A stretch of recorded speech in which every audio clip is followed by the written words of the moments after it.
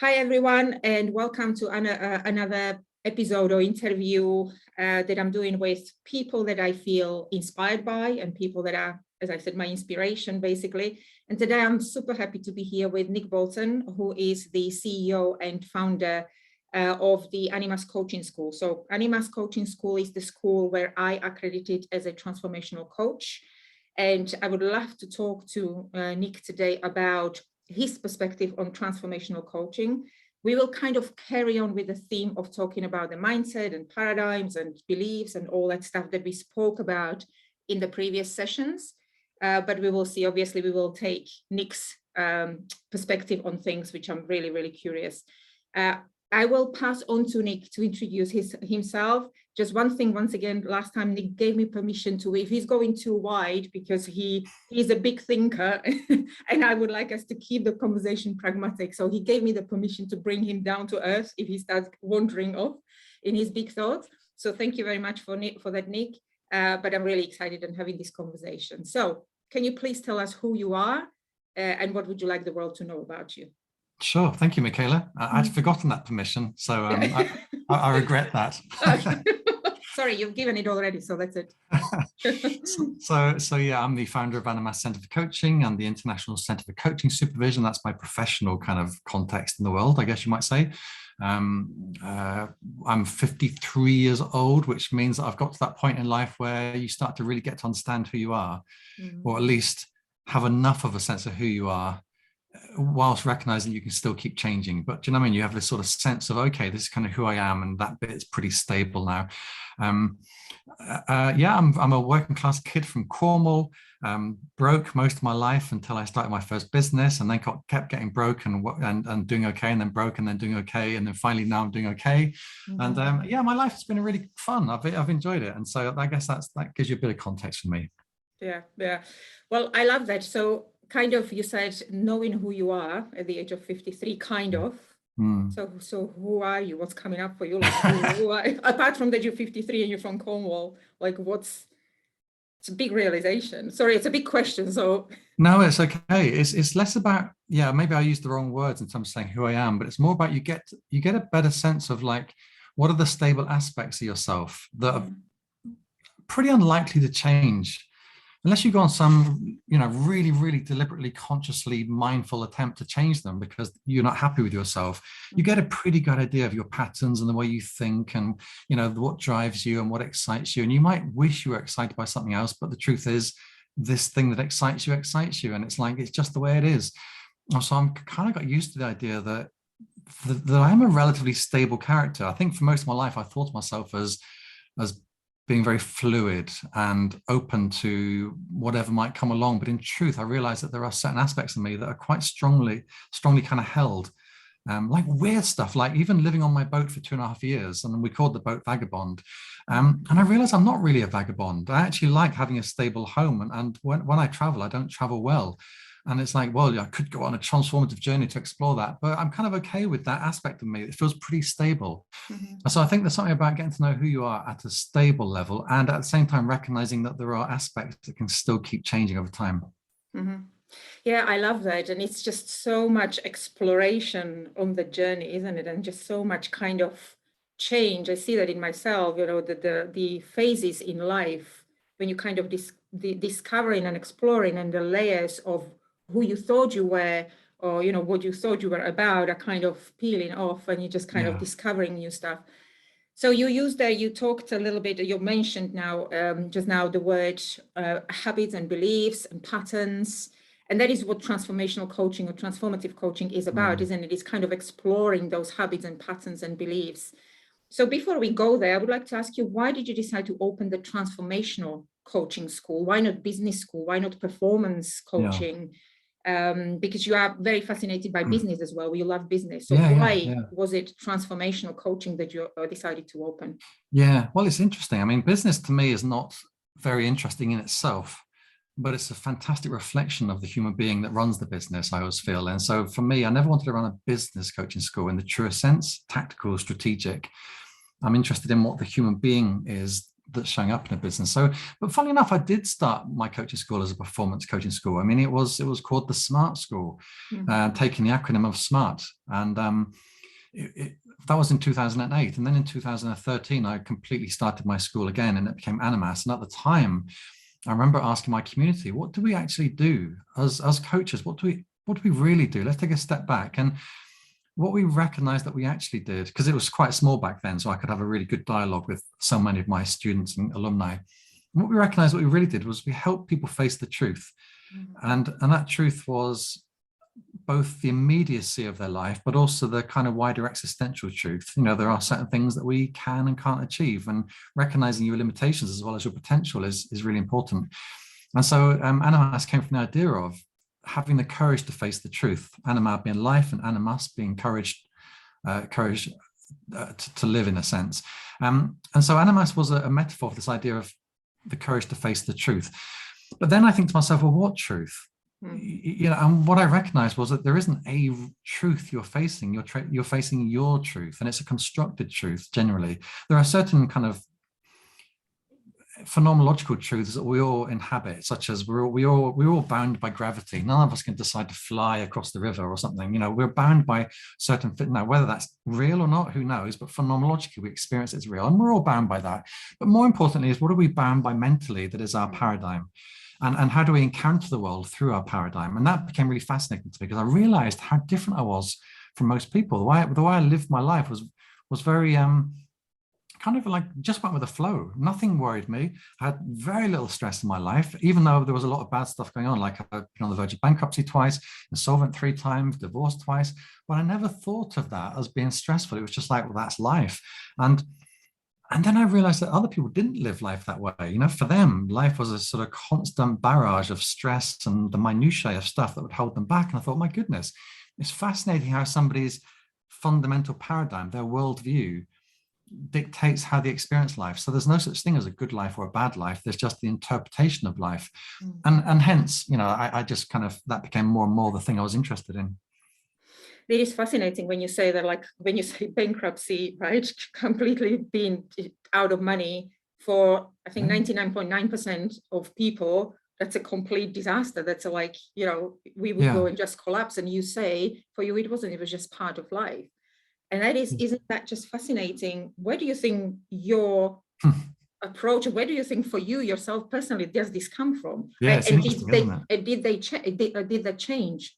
Are you now a little bit more aware of, or a little bit more conscious about what's going on when it's not really that great? Or are you still that, okay, this is just part of life? It's an interesting question. So number one, where did it come from? I don't know. My dad still says I'm completely the black sheep of the family. Like he's convinced that my mum had an affair, because he just cannot understand how I'm his son. Like he just doesn't get it at all. Because his view of life, Michaela, is this. He does this kind of thing. He goes, Nicholas, you have to hold life as tight as you can in your fist, and you do not let it out of your control. That's my dad's approach to life. And it's like, wow, that's so not me. And then all my life, he would say to me things like, when you're my age, Nick, you will feel like this. Now, at some point, this just sounds like my father. This is just... And at some point I thought to myself, well, surely at some point I've caught up with some aspect of your life you can remember. So I said to him, well, Dad, let's say I was 45. I said, Dad, when you were 45, did you experience life like I'm currently experiencing it? And he said, no. And I said, so what makes you think I'm going to experience being 55 in the way you experienced it, or 65? And at that point, we had a really beautiful recognition that we were just different human beings. And I remember me saying to him, Dad, you and I are just very different people, and we're never going to agree on some of these fundamentals of life. And I think unless you accept me as being very different from you, we're just going to keep having these kind of mental battles. And that was a really beautiful moment of sort of recognizing difference and just being okay with it. And we've got on really well ever since. So then coming to your second question, which was like, has that changed? Fundamentally, no. Like, I really like my life now. I really like it. And I'm much wiser. I wouldn't say that my emotional response to life has particularly changed, but I'm wiser about holding on to what I like about life. And so I'm much more careful. But if I lost everything tomorrow, I would react just the same. You know, I'd just be like, great, where do I go from here? Because nobody takes away my knowledge, nobody takes away my brain, nobody takes away my body and my health, and nobody takes away, you know, those sorts of things which are really intrinsic to me. versus running a coaching school or whatever it might be. I mean, my first company was a conference company. It had nothing to do with coaching. So, there's always scope for going, let me change profession. So whilst I love my life, I'm also completely okay with the fact that it can change at any given second. And it's such a freeing thought, I think. Yeah. Because that's normally what happens for most of us, right? Is that if that's exactly what we are trying to avoid. Yeah. So we are putting the energy into protecting what we have and making sure that circumstances do not change. Yeah. So just by nature, if you just feel like, okay, if things change, it's okay. Yeah.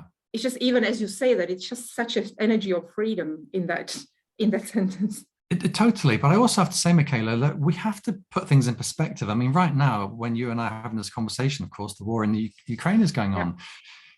It just beggars belief in some ways that we in the UK, for instance, can be so stressed about something that is so fundamentally about detail. Where do you live, or what business do you run, or do you have a job or a business, or do you have a bigger salary or a smaller salary? It's such detail versus are you about to face violence and torture or whatever else it might be. So I think we need a bit of perspective as well when it comes to the sort of issues we deal with in coaching. Yeah. And that's transformational coaching is all about taking those perspectives, right? Or shifting those perspectives or internal beliefs and all that stuff. But I just would like to, you mentioned something as you were talking about your emotional response to things might have not necessarily changed. So what about your emotions? What did you mean by that? What I meant is that, let's say I lost everything now. I wouldn't fundamentally, my emotional response to that would be the same as it was 20 years ago. Kind of gung-ho, kind of like, right, okay, this is interesting. Where do we go from here? But that doesn't mean I'm as loose and free with risking that. Nowadays, I'm a lot safer in how I live my life, financially, physically. But if it all crumbled down, my emotional response would be just as freeing as it used to be. That's what I mean. Yeah. And I just think it's such a beautiful thing, that self-awareness of where you are in life. It feels very grounded. Yeah. Well, I love my life, and I love what I do. I love the sense of control I have over those things that matter to me versus those things that don't. And I've got to be honest, I've been also very, very lucky, like things like insolvency and bankruptcy. I didn't go bankrupt, but I was right on the verge of it. And then I sold my old canal boat and started my coaching school. And, that's what's brought me here. So, but my luck has been my health. I mean, look, I keep myself relatively healthy. I like to work out, and I've got a Peloton right behind me and all this kind of stuff. But most of that's the kind of the cherry on the cake. I think at a DNA level, I've been very lucky with my health. I think my family have given me a nice, healthy DNA, and that's just luck. That's not something I've kind of done anything to deserve. And so I also think that I've not confronted certain things in life yet and been tested. I've been tested by financial, economic things. I've been tested by meaning-making things, but I've not been tested by something like cancer or, some deep illness that could completely throw. I've just not been tested. And I've got no idea how I'd respond to that. I could be an absolute gibbering wreck for all I know. Yeah. Well, talking about cancer. So my husband went through brain cancer. He was diagnosed 5 years ago. It's going to be 5 years now in April since he had operation. And it is just, and it happened from one day to another. It was not something that was building up. And also equally, my sister passed away more or less from 1 week to another, a year before that happened. And I was reflecting on those situations. And I remember when they told me he had brain cancer, and it was like his tumor was like that, his brain was completely out of line. He didn't know who I was. He couldn't talk. He didn't know where we were. And I remember one thought so clearly that came to me. I was like, well, they know what's wrong with him. They know what they have to do. So why don't they just go and do it? For me, my mind just turned so practical in that moment. It's like, and then I broke down completely like 2 months later when he was already going through chemo and he was kind of getting out. So it's very interesting how we react differently to different things. Yeah. Like, as you say, you would not know, we can't know how would we react to this kind of situation, but it just stuck to my head. It was just like, well, you know what to do. You know what's wrong with him. Just get on and do it. You don't need to spend time here with me. Just go and save him. Yeah. And that's exactly what happened. So, and he's, living a happy life today. But yeah, so it's absolutely fascinating to what comes to our life and how we react to that, Yes, basically. absolutely. Yeah. And I think this is interesting, Michaela, because I do feel like in the self-help industry, let's call it, that wider kind of context, there's a desire to find absolute certainty about things that in reality, unless we face something, we can't talk about it. Like it'd be so wrong of me to sit here prognosticating about how everything in life is about beliefs and mindset when I've not been tested in certain aspects of life. Yeah. And I think there is a tendency within the self-help profession, let's say, or the self-help world, to try to simplify things down to things that haven't really been experienced sometimes. So I think one of the things I've learned is the humility to recognize that, look, I really believe in coaching. I really believe that understanding the paradigm you come from shapes your experience. But there are also things that are out of your control. And there are also emotional responses that if they overwhelm you, you can't just take a logical, analytical approach to it. And I just think it's reasonable to recognize that human dimension to all of this stuff that we're talking about here. Yeah, and that's why it's really important what kind of coach, what do you want to bring to coaching, right? Because, and here we can talk about authenticity, because there could be a coach that can pretend they can help you with everything, which can go horribly wrong, as we know, because we are really dealing here with people's lives. But if we do come as coaches from that place of authenticity and just being open, and if we don't know, then just maybe, refer somebody to somebody else, or just kind of say, I can't help you in this area because I don't feel like I have got that expertise. It's extremely important. How do you feel about ethics in coaching these days? And what do you see in the coaching industry? You've seen a lot of development and changes over the years in coaching. I've got mixed views about that in a weird kind of way, because at one level I come from it from a very individual perspective, which is I think every human being, coach, therapist, or pret-a-manger server, is impacting people at some level. Now, when we kind of take a label like coach, we suddenly inhabit a new professional realm that has certain ethics around it. But those ethics aren't black and white. They're not kind of bars. They are indications of where we need to be. And so as an individual coach, you're still navigating the gray zone of your practice. And so one coach might operate in that gray zone and feel it's ethical, and another coach might not. Like I was doing some supervision recently, a group supervision, and one of the coaches was incensed by the idea that coaches could in any way deal with trauma. And yet at the same time, as we know, Michaela, there's a whole burgeoning industry of trauma-informed coaching. So it's not either one of those people are wrong, but they have different ethical standpoints. So from my perspective, I think number one, you've got to be okay with your own ethical standpoint. You've got to know where it's coming from. You've got to be conscious of it. You're making choices rather than mindlessly acting. And then secondly, you've got to look at your competence within that. If you're going to do trauma-informed coaching, as an example, have you had the training or the experience to talk about that? Or are you just thinking, that sounds fun, that sounds interesting? Because I do notice to what extent trauma has become this really sort of attractive flower to the coaching world. I notice how many coaches are like bees landing on this flower. Yeah, it's huge. Whereas it doesn't attract me at all. But I think there's an ethical thing there, because the question for me is like, what is that attraction about? And what is the shadow that's being evoked in the coach and the coaching profession that's suddenly making trauma, let me put it in inverted commas, but an attractive area to work, an interesting, fascinating area to work. So to go back to your question, I would say number one is making sense of things yourself, being conscious of the choices you're making within a professional context, and then thirdly, making sure you have the competence to do the stuff you say you aim to do.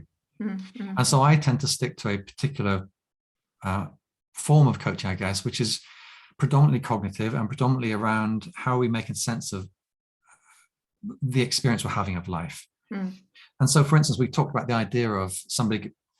idea of being overwhelmed by emotion. My coaching wouldn't be appropriate for that kind of person. That kind of person might be coached successfully by somebody, or more likely they might see a therapist, but what they really need is to be held through a process of, say, catharsis, of releasing that emotion for a period of time, not saying, hold on a second, how is your paradigm influencing your experience of this? It creates all this emotion. They're not ready for that. So I think you need to know where you are in this cycle of change or cycle of experience. Yeah, 100%. So just going at it from the other side of from the place of a client, from the place of a coachee, if somebody is watching this and is thinking, I would love to have a coach, I just don't know how to go about it. Like, where do people start? How do they look for the right coach for themselves? What would you recommend? It's a really good question.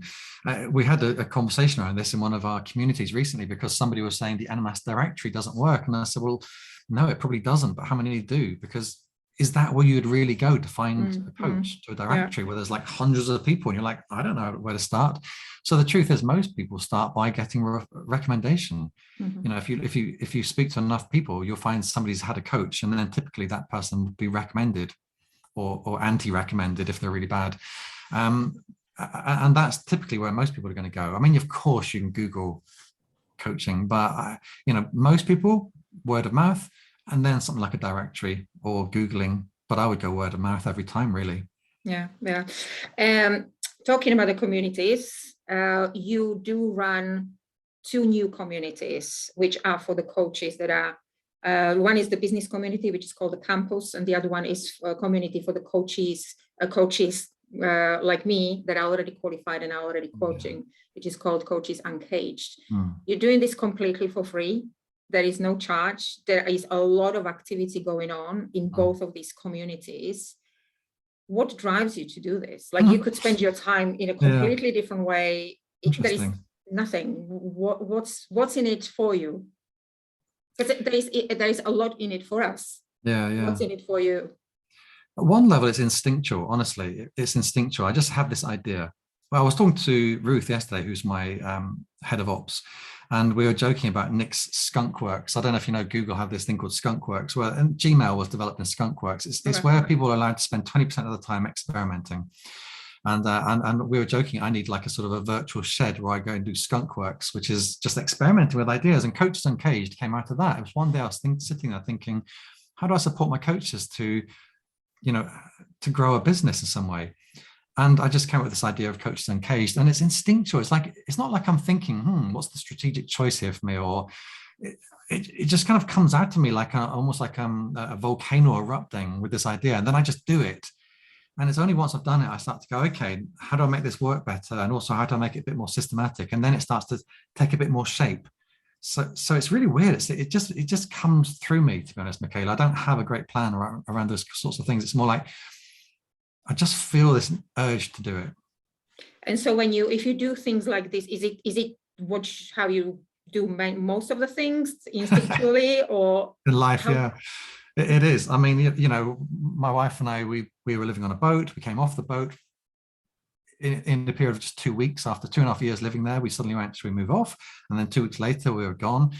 And then we were going for a drive in the countryside in Surrey, and we had no intention of buying a property, because we wanted a kind of a vagabondish international life. And all of a sudden we saw this brand new development, and we said, should we check that out? And then 24 hours later, we put a deposit on a 3-bed apartment in Kingston. And it's just, that's how I do life. And Danny, thankfully, my wife is very much like me. And we sort of just seem to make decisions very easily, but they're instinctual rather than planned. And then, so what happens then? So let's say these instinctual decisions, do they often last? Do they go on for a long time? Or when you decide you've had enough of it, are you just going to close it or change it? Or that's an interesting question. It depends on the effect on people. So for instance, when it comes to, I joked recently that our apartment's going to be ready in 2023. And I joked that we probably might not even end up living there, because by the time we get to that date, we'll be bored of the idea and we'll sell it straight away. Like, that's the kind of thing that we might do. But when it comes to something like Coaches Uncaged or Animas, it's no longer just about you. It's about the customers and the community and everything else. So therefore, you have to be more careful about just going, bored. And instead, you have to kind of layer in. That's when you have to get strategic. You know, you have to say, well, look, that kind of volcano erupted. I did this. I got this idea going. Now, how do I sustain it? And so even as you're looking at Coaches Uncaged now, you're seeing kind of regular contributors who are doing the social media workshop, who are doing the Selling from the Heart workshop. We're about to have a community building workshop. I don't need to do them. So we're kind of building up an infrastructure that can live on without me having to put all the energy into it. And at some point, I'll probably step out of the interviews and somebody else will do the interviews. And then all of a sudden, it's just like, great, Coaches Uncaged has a life of its own. So you have to be strategic when other people are being impacted, I would say. Yeah. And what does it give you? So let's say you do step out, things are functioning. What are you taking? Like, I'm just really interested in, do you then know, like, instinctually something else comes up, or you just don't know, obviously, because it's instinctual, but like, how do you feel about that when I step away from it? Yeah. Or from any other situation that you had like that, because it's It's just very, really interesting pattern, you know what I mean? It's very yeah, for interesting sure. way of living It's or interesting, functioning. and it can be disruptive, and it can be very generative, and all these things, pros and cons for sure. But it is what's enabled Animas to be where we are, you know, because I put a lot of energy into freshness, if you like. And I would say that the answer to your question is a little bit like that Gestalt concept of the fertile void.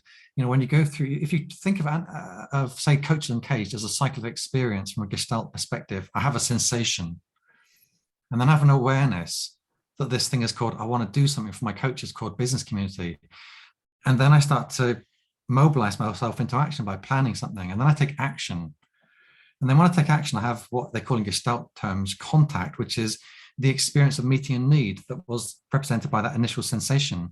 And then after you've had this contact, you withdraw from it. And then you get back to the point of a new sensation. Mm-hmm.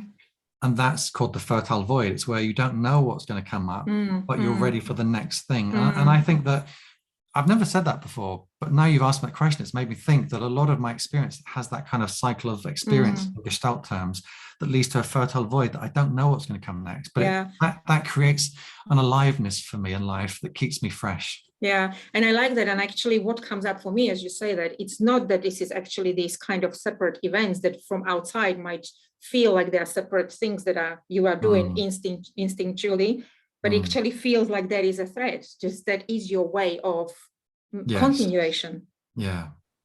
It's pretty cool. That's absolutely true. It's not something I've never thought of in those terms before, but it's absolutely true. And it's interesting that you would say that to the outside, it might look like these are all separate incidents, but of course, to my mind, they're not. I mean, Animas, I started, it was the smart school, but nonetheless, I started in 2008.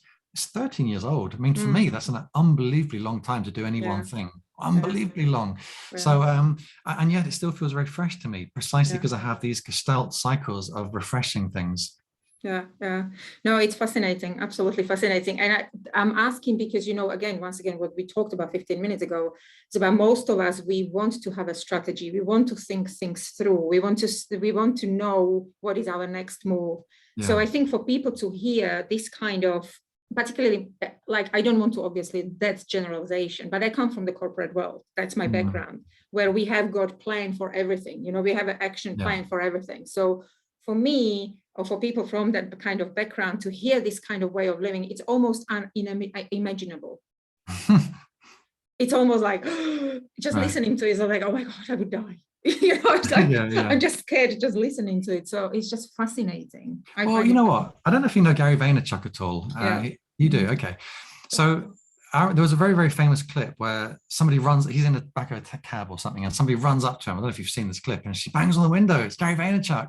And he winds down the window and she says, Gary, just give me 3 words of advice. And he says, you're going to die. And that became a very famous clip. And I think that sense of mortality and existential realization hit me very early in life. I remember when I was about 19 or 20 years old, studying philosophy. And I remember reading Nietzsche at the time. And I had this real awareness of my mortality, but in a very positive sense. And then some years later, I read, I think it was The Devils by Dostoevsky, and there's a character in there called Kirov or something, and he says, when man overcomes fear of death, he becomes a god. And what I think is really meant by that is once you overcome the fear of death, once you contextualize your life with death, then everything else becomes like a game, in a sense. Like, ultimately, how bad can it be if I go bankrupt? I mean, let's be honest, I live in the West. You know, it's not like in the 19th or 18th century when you'd be put in debtor's jail. So we need to contextualize things. And so that's given me a lot of kind of liberation, really. Yeah. And I feel the world is definitely changing. You know, we are seeing a lot of kind of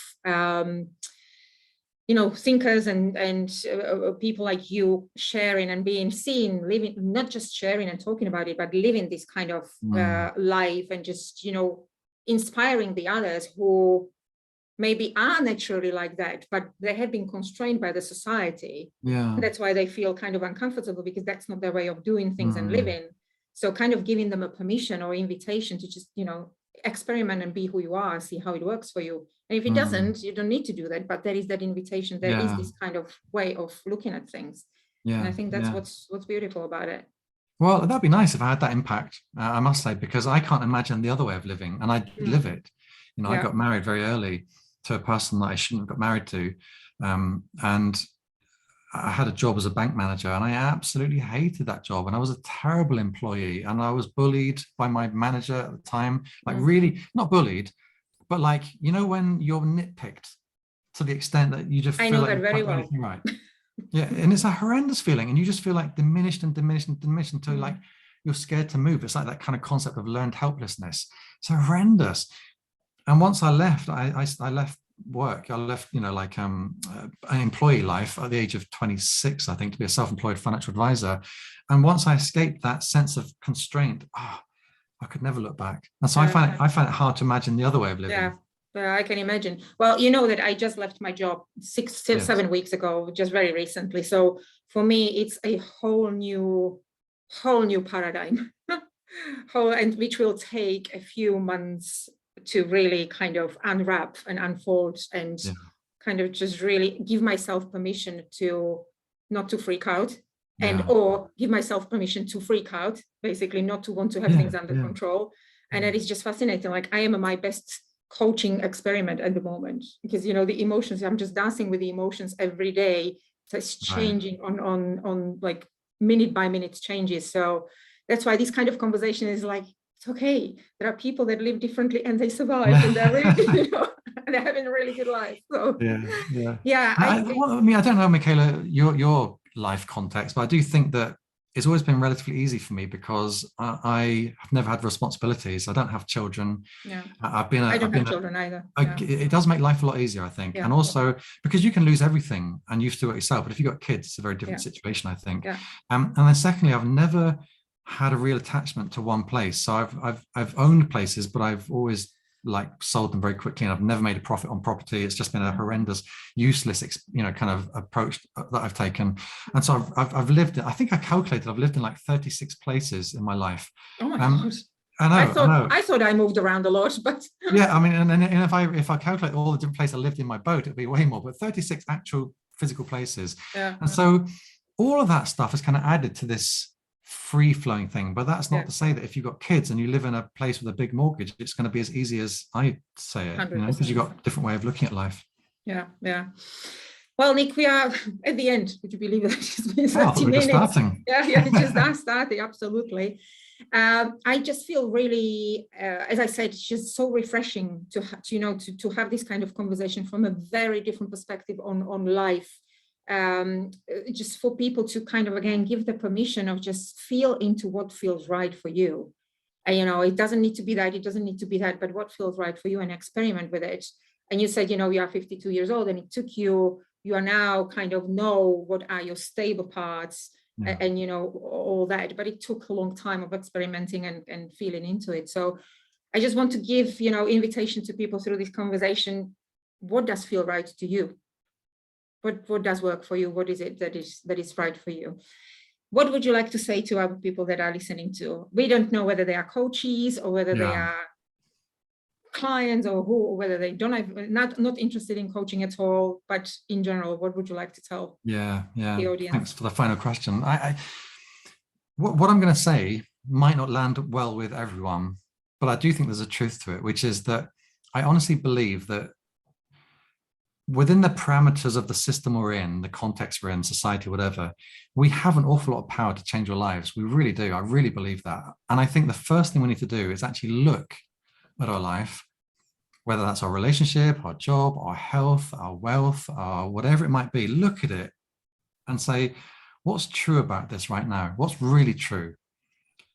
Am I happy with this relationship? Am I happy with this job? And if I'm not 100% happy, am I happy enough? Because it's not about trying to pursue some nirvana-like happiness, but am I okay with it? And if I'm not, begin to accept that truth. You know, I remember coaching somebody years ago, and on the final session, I said, how are you arriving here at our final session? And she said, very sad. And I said, what's that sadness about? And she said, I realized I'm not happy with my life. And we then had a great conversation around how that was the best outcome that she could have from coaching, because now she can decide what to do with that. So my kind of final thing is really look at what you're not happy about, and then decide how you want to change it, and change it. You know, you literally, I know it's a cliche, but you literally have one life. unless you're Buddhist, but you literally have one life. So, you know, try to make the most of it. That's kind of what I'd love to suggest people do. Yeah, beautiful. Well, I will leave it at that, because I think that's the most beautiful invitation you can give to people or recommend to people. Nick, thank you so very much for all you do for us as in Animas, alumni, and also the coaches that are in training. And thank you very much for this conversation and sharing your time with me. Thanks, Michaela. Thanks a lot.